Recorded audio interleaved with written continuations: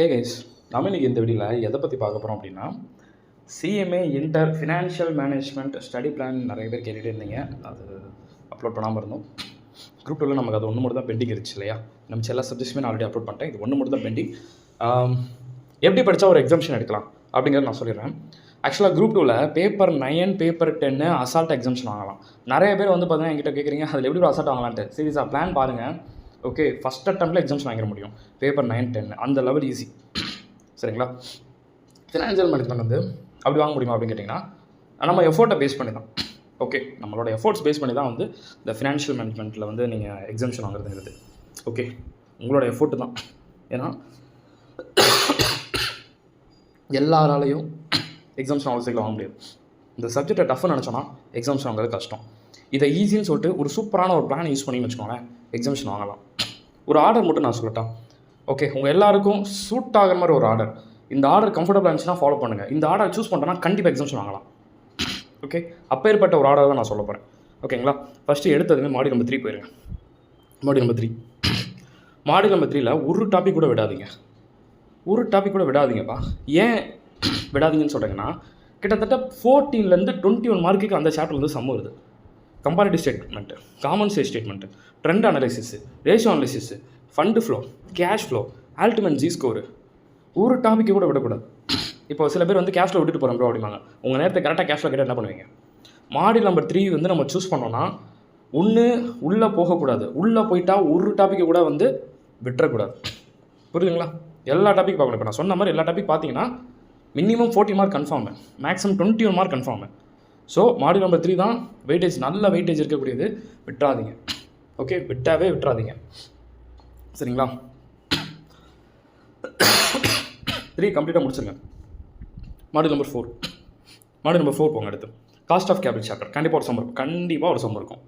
Okay, module number 3 முடிச்சிட்டிங்களா? 4 முடிச்சிட்டிங்களா? இப்போ அப்படியே என்ன பண்ணுறீங்கன்னா, மாடியூல் நம்பர் 6 போயிருங்க. மாடியூல் நம்பர் 6ல் 6.1, 6.2, 6.3, 6.4, 6.5, 6.6 எல்லாம் இருக்குது. ஃபஸ்ட்டு 6.1க்கு இம்பார்ட்டன்ஸ் கொடுங்க. Working capital management.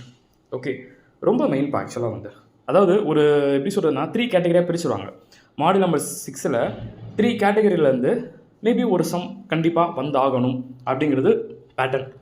ஓகே, அப்போ 2 கூட வரலாம், கண்டிப்பாக 1 வரும், 2 கூட வரலாம் அப்படின்னு வச்சுக்கோங்களேன். Module number 6 working capital management skip பண்ணலாமா? No. Receivable management? No. Inventory management? No. Module number 6ல் நீங்கள் இம்பார்ட்டன்ஸ் கொடுக்கணும்னு நினச்சிங்கன்னா, நான் சொன்ன மாதிரி இந்த 3க்கு இம்பார்ட்டன்ஸ் கொடுங்க. ப்ரோ மிச்சம் மாடியூல்லாம், இப்போ மாடியூல் நம்பர் 6ல் மிச்சம்லாம் இருக்கேன், அதெல்லாம் சும்மா பேர் லைட்டாக ரீட் பண்ணிக்கும். உங்களுக்கு மெயின் வந்து மாடியூல் நம்பர் 6.1, 6.2, 6.4 தான். இதுதான் மெயின். மிச்சது எல்லாமே சும்மா MCQக்கு கேட்கக்கூடியது மாடியூல் நம்பர் 6ல். சரிங்களா? அதனால் அதை நல்லா ஞாபகம் வச்சுக்கோங்க. மாடியூல் நம்பர் 6ல் ரிசீவபிள் மேனேஜ்மெண்ட் எனக்கு ஒரு டஃபஸ்ட்டாக நான் ஃபீல் பண்ணுறேன் ப்ரோ. நீங்கள் டஃபாக ஃபீல் பண்ணுற அளவுக்கு ஒன்றும் கிடையாதுப்பா. கான்செப்டை புரிஞ்சு பார்த்தீங்கன்னா டஃப் கிடையாது. சரிங்களா? ஏன் நான் சொல்கிறேன்னா, ரிசீவபிள் மேனேஜ்மெண்ட்டுங்கிறது என்னது? வர வேண்டியது. சரி, நான் கடன் கொடுத்துருக்கேன், கிரெடிட் சேல்ஸ் பண்ணியிருக்கேன். நான் என் இஷ்டத்துக்கு 1 இயர் பரவாயில்ல, 1 வருஷம் டைம் எடுக்கும் அப்படின்னு நான் கொடுக்க முடியுமா? மேபி எனக்கு அதுக்கான லாஸ் ஆகிறதுக்கு சான்ஸ் இருக்குது. அப்போது ஒரு டைம் ஃபிக்ஸ் பண்ணிக்கணும். அந்த ஃபிக்ஸ் பண்ணுறது தான் ரிசர்வ் மேனேஜ்மெண்ட் கான்செப்ட். அதனால நமக்கு எவ்வளோ லாஸ் எதுவும் ஆகிடுதா இல்லையா அப்படிங்கிற கான்செப்ட் தான். ஒரு சூப்பரான கான்செப்ட். புரிஞ்சு ஏன் பண்ணுறோம் எதுக்கு பண்ணுறோன்னு பார்த்தீங்கன்னா ரொம்பவே கம்ஃபர்டபுளாக இருக்கும். ஓகே, மாடியூல் நம்பர் 7 அதை வந்து 2 கேட்டகரியாக பிரிக்கலாம். 2 டாபிக் தான். 2 தான், சாரி 2, 3 டாபிக் ஆக்சுவலாக. டாபிக் வந்து 3 டாபிக்ஸ் வரும். 1 7.1 capital structure theory. Capital structure theory என்ன பண்ணும்? என்ஒய் அப்ரோச்னு பார்ப்போம்ல அது. அப்புறம் 7.2 என்னது? Leverages, financial leverage, combine leverage, EBIT/EBT, கான்ட்ரிபியூஷன்/EBT பார்ப்போம்ல அது. அப்புறம் டிவிடெண்ட். விட்டுடலாமா ப்ரோ? ஏதாவது ஒன்று விட்டுட்டு போகிறேன், வாய்ப்பே இல்லைங்க. தயவு செஞ்சு விட்டுறாதீங்க. நீங்கள் ஒன்றில் ஒரு எக்ஸாம்பிள் சொல்கிறேன். கேபிட்டல் ஸ்ட்ரக்சர் தியரி பார்த்துட்டேன் ப்ரோ, டிவிடெண்ட் பார்த்துட்டேன் ப்ரோ, லிவரேஜை விட்டு போகிறேன் ப்ரோ. உங்கள் நேரத்துக்கு கரெக்டாக லிவரேஜ் இருந்துச்சுன்னா என்ன பண்ணுவீங்க? ஸோ அதனால் எக்ஸாம்ஷனுக்குலாம் நான் ஆசைப்படல ப்ரோ. நான் சும்மா பேருக்கு பாஸ் ஆகிற மட்டும் பார்த்தா போதும். நீங்கள் எக்ஸாம்ஷனுக்கு ஒரு ஆசைப்பட்டீங்கன்னா தான் அட்லீஸ்ட் 55 ஆச்சும் வரும். நீங்கள் பாஸ் ஆனால் போதும்னு நினச்சிங்கன்னா பாஸ் பண்ண முடியாது. 40 எடுத்தால் போதும்னு நினச்சிங்கன்னா 40 கரெக்டாக வராது. சரிங்களா? So module number 3 full, module number 4 full, module number 6ல் நான் சொன்ன மாதிரி 6.1, 6.2, 6.4, அப்புறம் மாடியூல் நம்பர் 7 ஃபுல் எஃபோர்ட்டை போட்டாச்சா? எல்லாமே ஃபார்முலாப்பா, எல்லாம் ஃபார்மெட்டு தான். ஓகே, ஒன்று சொல்கிறேன், ஃபார்முலா முதல்ல லிஸ்ட் அவுட் பண்ணுங்கள். ஃபார்முலா லிஸ்ட் அவுட் பண்ணுங்கன்னா புரிஞ்சு பாருங்கள். நீங்கள் இப்போ நிறைய பேர் புரியாமல் பார்க்குறது தான் பிரச்சனைங்க. காஸ்ட் ஆஃப் கேபிட்டலுங்கிறது என்னது? கேஇ, கேபி, கேஓ அந்த மாதிரி பார்ப்பீங்களா? அதான ஃபார்முலா. I/NP × 100 அந்த மாதிரி முதல் புரிஞ்சுக்கோங்க. கேஇனா ஈக்விட்டி கான்செப்டா, அப்போ டிவிடெண்ட் வருமா? D/NP × 100. ஸோ அந்த மாதிரி ஃபார்முலா நல்லா பாருங்கள். ஃபார்முலா முதல்ல லிஸ்ட் அவுட் பண்ணி வச்சுக்கோங்க. ஓகே, நமக்கு நல்லாவே டைம் இருக்குது. இனிமேல் நீங்கள் பார்த்தா கூட பண்ண முடியும். ஃபார்முலா முதல்ல லிஸ்ட் அவுட் பண்ணுவீங்க காஸ்ட் ஆஃப் கேபிட்டலுக்கு. சரிங்களா? ரைட்டு. சம்மை வந்து நான் 100 சம் பார்க்குறேன், 50 சம் பார்க்குறேன், டசன்ட் மேட்டர். ஃபார்முலா எனக்கு தெரிஞ்சிருக்கா, அதுதான் மேட்டர். அதை நீங்கள் நல்லா வச்சுக்கோங்க. மாடியூல் நம்பர் 3 எடுத்துக்கோங்க. கம்பேரிட்டிவ், காமன், ட்ரெண்டு அதெல்லாம் ஓகே. ரேஷியோ அனலைசிஸ், ஃபார்முலாஸை நல்லா தெரிஞ்சு வச்சுக்கோங்க. ஃபண்ட் ஃப்ளோ ஸ்டேட்மெண்ட் என்ன தெரிஞ்சிருக்கணும்? நீங்கள் நான் 20 சம் ஒர்க் அவுட் பண்ணேன், 25 சம் ஒர்க் அவுட் பண்ணேன், டசன்ட் மேட்டர். ஃபார்மெட் உங்களால் சொல்ல முடியுமா? ஒரு ஃபண்ட் ஃப்ளோ ஸ்டேட்மெண்ட்டில் சோர்ஸ் சைடில் கம்ப்ளீட்டாக என்னென்ன வரும்னு சொல்ல முடியுமா? ஒரு அப்ளிகேஷன் சைடில் என்னென்ன வரும்னு சொல்ல முடியுமா? அது உங்களால் சொல்ல முடிச்சுன்னா எவ்வளோ பெரிய சம் இருந்தாலும் உங்களால் ஒர்க் அவுட் பண்ண முடியும். அந்த ஃபார்மெட்டுக்கு நல்லா இம்பார்ட்டன்ஸ் கொடுங்க. நெக்ஸ்ட்டு கேஷ் ஃப்ளோ ஸ்டேட்மெண்ட் அதெல்லாம் ஓகே, அது கொஞ்சம் பாருங்கள். அதே மாதிரி காஸ்ட் ஆஃப் கேபிட்டலுக்கு ஃபார்முலா முதல்ல லிஸ்ட் அவுட் பண்ணுங்க. என்ன ஃபினான்ஷியல் மேனேஜ்மெண்ட்டில் நான் ஏன் ஸ்டார்டிங் அந்த வேர்ட் சொன்னேன்னா, எல்லாராலும் எக்ஸாம்ஸ் எடுக்க முடியாது ஏன் சொன்னேன்னா, சில பேர் வந்து ஃபார்முலா நிறையா இருக்குன்னு சொல்லிட்டு நிறையா இருக்குது அந்த மைண்ட் செட்டில் இருக்கும்போது அவங்களால வந்து அதை ஃபோக்கஸ் பண்ண முடியாது. அதை தான் மெயின் ரீசனாக நான் சொன்னேன். ஓகேங்களா? வேறு ஒன்றும் கிடையாது, மெயின் ரீசன் அதான். Okay, module number 6 working capital management. டிஃபால்ட்டான ஒரு ஃபார்மெட் என்னது? Current asset minus current liability. கரெக்டுங்களா? அந்த ஒர்க் இன் ப்ராக்ரஸ் ஃபினிஷ்டு, அவ்வளோதான். ஓகே, எப்படி பார்த்தாலும் புக்கில் இருக்க பேட்டர்னில் தான் சம் கேட்க போகிறாங்க. மாடியூல் நம்பர் 7 கேபிட்டல் ஸ்ட்ரக்சர் தெரிவிக்க ஒரு ஃபார்முலா, டிவிடெண்டுக்கு ஒரு ஃபார்மெட்டு, லிவரேஜஸ்க்கு ஃபார்முலா தானே. ஃபுல்லாக ஃபார்முலா லிஸ்ட் அவுட் பண்ணுங்கள். ஃபார்முலா லிஸ்ட் அவுட் பண்ணுங்கள். எக்ஸாம் போகும்போது நம்ம கையில் வந்து நீட்டாக வந்து ஒரு ஃபார்மெட் இருந்துச்சுன்னா போதும் நான் சொல்கிறேன். நான் எக்ஸாமிஷன் எடுத்திருக்கேன், அதனால தான் சொல்கிறேன். எக்ஸாமிஷன் எடுக்கணும்னா நம்ம என்ன பண்ணணும்னா 50 சம் பார்க்காம ஒர்க் அவுட் பண்ணேன். நோ, அதெல்லாம் செகண்டரி. அதுக்கு முன்னாடி என்ன பண்ணால் ஃபார்முலா என்னால் பார்க்காம சொல்ல முடியும் ப்ரோ, ஃபார்மெட் என்னால் சொல்ல முடியும் ப்ரோ. இப்போ கேபிட்டல் ஸ்ட்ரக்சர் தெரியும்னா என்னால் டக்குன்னு இது வந்து அந்த என்ஐ அப்ரோச் கான்செப்ட் அப்படின்னு என்னால் சொல்ல முடியும். அப்படிங்கிற ஒரு லெவல் உங்களுக்கு வந்துச்சுன்னா போதும். லிவரேஜஸா, financial leverage, operating leverage, company leverage, contribution by EBIT, அப்புறம் கம்பெனி லிவரேஜ்க்கு OL/FL அப்படின்னு என்னால் சொல்ல முடியும். அப்படின்னா இந்த ப்ராக்டிஸ் தான் வேணும். இந்த ப்ராக்டிஸ் வந்துருச்சுன்னா கண்டிப்பாக நம்ம எக்ஸாம்ஸ் அடிச்சிடலாம், சஃபானாட்டாக அடிச்சிடலாம். ஓகே, பர்சனல் அட்வைஸ் தான், சரிங்களா? அதனால் அதுக்கேற்ற மாதிரி நீங்கள் வச்சுக்கோங்க. ஓகே, சரி. அதனால் என்னோடய பிளான் படி பார்க்கும்போது மாடியூல் நம்பர் 3, 4, 6, 7 விட்டுறக்கூடாது, கண்டிப்பாக விட்டுறக்கூடாது. சரி, நீங்கள் சொன்ன மாதிரி நான் படிச்சுட்டேன், புக்ஸும் பார்த்துட்டேன், ஃபார்மெட் பார்த்துட்டேன். இதை தாண்டி நான் வெளியில் சம் பார்த்தா என்ன சம் பார்க்கலாம் அப்படின்னு கேட்டிங்கன்னா நான் சொல்கிறேன் நோட் பண்ணிக்கோங்க. இப்போ list June 2025 question paper, December 2024 question paper, then அது போக டிசம்பர் 2019, ஜூன் 2019, டிசம்பர் 2018. ஓகே, இப்போ லாஸ்ட்டாக நடந்த 2 அட்டெம்ப்ட் கொஷின் பேப்பர்ப்பா. ஓகேங்களா? அது போக டிசம்பர் 2018, ஜூன் 2018, டிசம்பர் 2019. இது வந்து முன்னாடி ஓல்டு சிலபஸோட கொஷின் பேப்பர் தான். அது எதுக்கு கூட பார்க்கணுன்னா பார்த்துக்கிட்டே நல்லது. ஏன்னா அதோட பேட்டர்ன் அதில் இருக்கக்கூடிய சம்ஸ் கான்செப்ட்ஸ் வந்து ரீசெண்டில் கேட்டிருக்காங்க, அதனால தான் மாதிரி சொல்லிட்டு இருக்கேன். ஓகேங்களா? ஸோ பார்த்துக்கிறது நல்லது. எல்லாத்தையும் பார்க்குற டைம் இல்லை ப்ரோ. ஓப்பன் பண்ணி வச்சு சும்மா நீங்கள் பாருங்கள். நீ யார் நான் ஒர்க் அவுட் பண்ண நான் சொல்லவே இல்லை. ஓப்பன் பண்ணி பெரிய ஓப்பன் வச்சு டக்குன்னு ஒரு நாளைக்கு பிளான் பண்ணி ஒரு டேக்கு 3 கொஸ்டின் முடிக்கும் அப்படிங்கிற ஒரு பிளான் வச்சு பண்ணுங்கள். நீங்கள் பார்க்காம ரைட் பண்ணால் பார்த்தா தான் 3 hours 9 hours ஓடிடும். ஜஸ்ட் ஒரு சம்மை வந்து ஃபோக்கஸ் பண்ணுறதுக்கு டைம் ரொம்ப இருக்காது. ஸோ ஜஸ்ட் நீங்கள் அதை பார்த்துக்கோங்க அப்படின்னு தான் நான் சொல்கிறேன். பாஸ்ட் கொஸ்டின் பேப்பர் வந்து நம்ம டெலிகிராம் குரூப்பில் இருக்குது. ஓகேங்களா? அதில் நீங்கள் பார்த்துக்கலாம். சரி, இதை முடிச்சுட்டீங்க. ஸோ இதுதான், இதை நம்பி போங்க. சீரியஸாக சொல்கிறேன், இதை நம்பி போங்க. நான் எக்ஸாம்ஷன் எடுத்தது அப்படி தான். நம்ம பசங்க இப்போ எக்ஸாம்ஷன் எடுத்தாங்கல்ல நிறைய பேர், நம்ம MK அகாடமியில் அவங்க எடுத்தது இப்படி தான் பண்ணாங்க. ஸோ இதுதான் ஒரு smart strategy. So module number 3, 4, 6, 7. அடுத்து மாடியூல் நம்பர் 8, 9, 10, 11 இருக்குது. ஓகே, இது கண்டிப்பாக பார்க்கணுமா ப்ரோ இல்லையா அப்படின்னு கேட்டிங்கன்னா நான் ஒன்று சொல்லட்டா.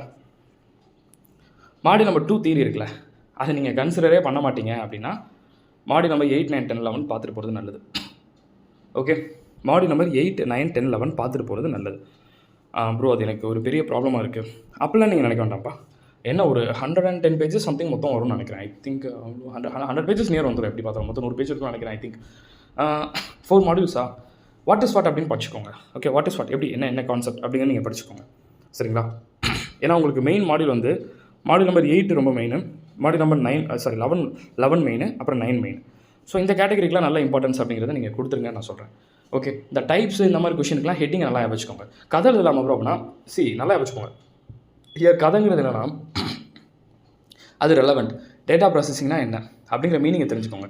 அந்த மீனிங் ரெலவெண்ட்டாக வாஸ் மாற்றி போட்டு எழுதலாம், தப்பு இல்லை. டைப்ஸ்னு ஒரு கொஷின் கேட்குறாங்க, ஹெட்டிங்கை மாற்றக்கூடாது. அட்வான்டேஜஸ் லிமிடேஷன் கேட்குறாங்கன்னா நமக்கு அந்த டைமில் தோணக்கூடிய ஹெட்டிங்கை நீங்கள் கொடுக்கலாம், தப்பு கிடையாது. இப்போ types, layers, 4 elements, 5 elements, 5 process இப்படின்னு சொல்லும்போது அந்த ஹெட்டிங்கை மாற்ற முடியாது. நோட் தட் பாயிண்ட், ஹெட்டிங்கை மாற்ற முடியாது. ஓகேங்களா? உள்ளே இருக்கக்கூடிய சென்டென்ஸ்லாம் அக்யூரேட்டாக இருக்கணுங்கிற தேவையில்லை, அது ரிலவெண்ட்டாக ரைட் பண்ணிக்கலாம். தப்பே கிடையாது, தப்பே கிடையாது, தப்பே கிடையாது. ஆனால் நான் சொன்னது ஹெட்டிங்கை மாற்றக்கூடாதுன்ட்டு எந்தெந்த பாயிண்ட் ஆஃப் சொன்னால் அதனால வச்சுக்கோங்க. சரிங்களா? That's all. ஓகே, அப்போ இப்படி வந்துட்டோம். சில பேர் ப்ரோ நான் மாடி நம்பர் 1 2 பார்க்க மாட்டேன், கேபிள் பட்ஜெட்டிங் பார்க்க மாட்டேன், மாடி நம்பர் 8 9 10 11 பார்க்க மாட்டேன் அப்படின்னா பாஸ் பண்ணிடலாம், பட் பெரிய மார்க் வரும்னு சொல்ல முடியாது. சரிங்களா? அதனால தான் நான் என்ன சொல்கிறேன், 3 4 6 7 8 9 11 10 முடிச்சுட்டு அப்படியே வந்து மேலே வாங்க.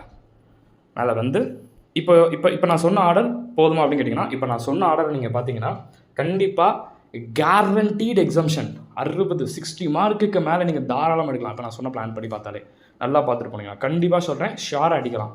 60 மார்க்குக்கு மேலே சொல்கிறேன். ஓகேங்களா?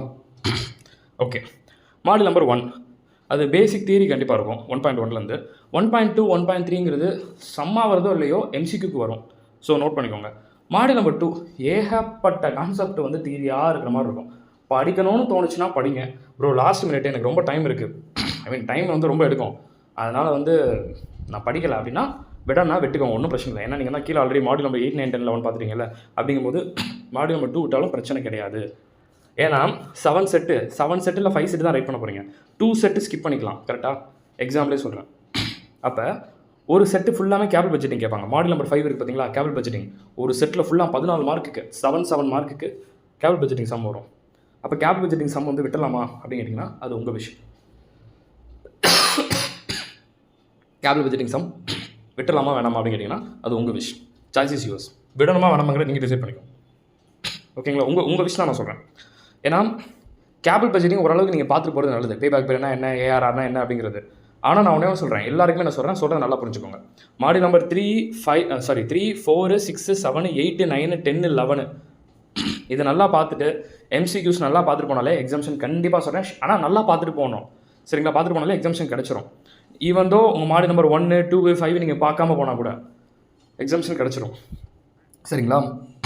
இல்லை ப்ரோ நீங்கள் சொன்ன மாதிரிலாம் நான் பார்க்கல, மாடல் நம்பர் 3ல் ஒரு 2 டாபிக் விட்டுட்டேன், மாடல் நம்பர் 7ல் 2 டாபிக் விட்டுட்டேன், மாடல் நம்பர் 8 9 10 11 பார்க்கல அப்படின்னா கண்டிப்பாக கேபிள் பட்ஜெட்டிங் பார்த்து தான் ஆகணும். கேபிள் பட்ஜெட்டிங் பார்க்குறதும் உங்கள் கையில் தான் இருக்குது. சரிங்களா? எல்லாமே பக்காவாக பார்த்துட்டோன்னா கேபிள் பட்ஜெட்டிங் நீங்கள் விட்டுட்டு போகிறது ஓகே. அதான் கண்டிப்பாக விட்டுட்டு போகணும் நம்ம சொல்ல மாட்டோம். பட் நீங்கள் exams point of view cable budgeting பார்க்காம போனாலும் எக்ஸாம்ஷன் கிடைக்குமானா கண்டிப்பாக கிடைக்கும். ஆனால் மிச்ச டாபிக் நல்லா பார்த்துருந்தா. சரிங்களா? ஸோ கேபிள் பட்ஜெட்டிங் உங்கள் விஷ். ஏன்னா ஒருத்தருக்கு ஈஸியாக இருக்கும், ஒருத்தர் கஷ்டமாக இருக்கும். இப்போ என்ன பொறுத்த மட்டும் ஓகேவாக தான் இருக்கும், நல்லா ஃபார்முலா தெரிஞ்சோன்னா ஓகே ஃபைன் அப்படின்னு இருக்கும். ஆனால் எல்லாருக்கும் அது கரெக்டாக இருக்குமா அப்படின்னா எனக்கு ஓகேவாக இருக்கும், உங்களுக்கு ஓகேவாக இருக்கும், உங்கள் ஃப்ரெண்டுக்கு அது ஓகேவாக இருக்காது. ஸோ அதனால தான் நான் சொல்லிட்டு இருக்கேன்.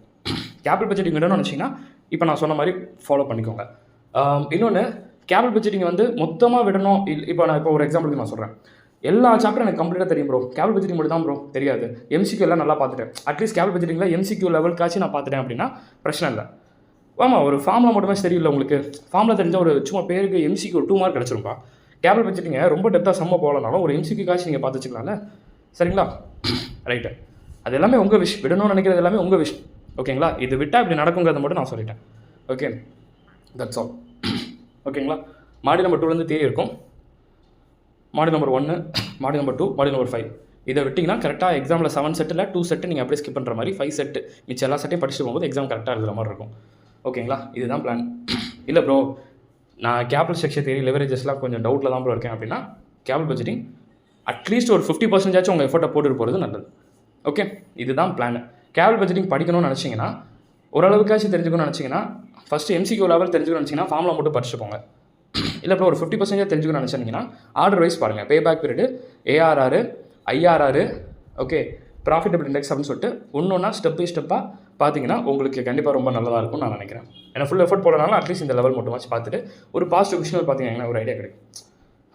ஏன்னா ஒன்றுமே இல்லைப்பா ஆக்சுவலாக வந்து நீங்கள் கேபிள் பட்ஜெட்டிங்கோட பாசிட்டிவ் விஷயம் மட்டும் பாருங்களேன், இது எதுக்கு நம்ம ஸ்கிப் பண்ணிட்டு போகிறோம் அப்படிங்கிறதான் தோணும். ஓகேங்களா? ஸோ அதனால் அதையும் மீறி ஸ்கிப் பண்ணணும் நீங்கள் நினச்சிங்கன்னா நீங்கள் அது உங்கள் விஷயம். பட் ஒரு சைடில் நீங்கள் பார்த்தீங்கன்னா உங்களுக்கே தோணும் அது எந்த அளவுக்கு இருக்குங்கிறத நீங்கள் பார்த்துக்கோங்க. அவ்வளோதான். ஓகே. ஸோ என்னை பொறுத்த மட்டும் ஒரு டாபிக் இப்போ மாடல் நம்பர் 1, 2, 5 இதை விட்டுட்டு சும்மா மேலோட்டமாக மட்டும் எம்சிக்யூக்கு மட்டும் அதை படிச்சுட்டு சம்முக்கு பார்க்காம போனீங்கன்னா மிச்சம் எல்லா சாப்டர் கிளியராக இருந்தீங்கன்னா கண்டிப்பாக கேரண்டியாக எக்ஸாம்ஷன் வாங்கிடலாம். Okay, that's all. ஓகேங்களா? ப்ரொஃபஷனலை பொறுத்த மட்டும் இதை விடணும் அதை விடணும்னு சொல்லிட்டு சில பேர் நினைப்பாங்க விடக்கூடாதுன்ட்டு. அதை தான் நான் ஸ்டார்டிங்கில் சொல்கிறேன். அதாவது அவங்களோட விஷயம், அவங்களோட பர்ஸ்பெக்டிவ். என்னோட பிளானில் இப்படி பண்ணால் இது நடக்கும் அப்படிங்கிறத நான் சொல்கிறேன். ஏன்னா லாஸ்ட் மினிட்ல எல்லாராலையும் எல்லா டாபிக் கவர் பண்ண முடியாது. சூப்பரான ஒரு பிளானும் ஒரு இதுவும் இல்லாமல் இருக்கும். ஏதோ ஒரு ப்ராப்பர் ஐடியாவே இல்லாமல் நம்ம ஃபாலோ பண்ணுவோம். அதனால நான் சொல்லிட்டேன். Okay, that's all. Wish all the very best. நான் சொன்ன மாதிரி நல்லா ஃபாலோ பண்ணுங்கள். பாஸ்ட் கொஸ்டின் பேப்பர் எல்லாம் வச்சுக்கோங்க. ஓகேங்களா? பார்க்கலாம். கேபிட்டல் பட்ஜெட்டிங் பார்க்கணும் அப்படின்னு தோணுச்சுன்னா பாஸ்ட் கொஸ்டின் பேப்பர் மட்டும் பார்த்துட்டு இந்த நான் சொன்ன மாதிரி அந்த 5 ஃபார்முலா மட்டும் ஞாபகம் வச்சுக்கணும். ஓகேங்களா? பார்க்கலாம்.